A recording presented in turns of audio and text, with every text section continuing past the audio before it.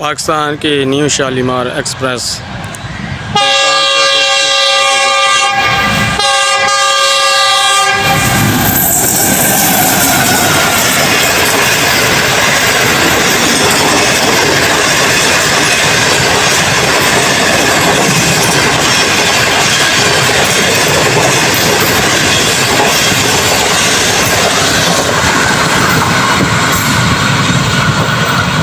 High viewers, آج آپ کو دکھاتے ہیں ایک ایسی ٹرین جو کبھی بھی اپنے رفتار کی وجہ سے لیٹ نہیں ہوتی ہے۔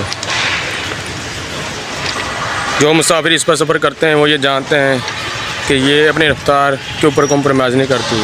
جب سے یہ پرائیویٹ ہوئی ہے تو میں تب سے اس کی ویڈیو بنا رہا ہوں۔ دیکھ سکتے ہیں آپ شالیمار ایکسپریس 12:45 پر یہ ملتان کینٹ پہنچ جاتی ہے۔ یہ دیکھیں ایکسپریس۔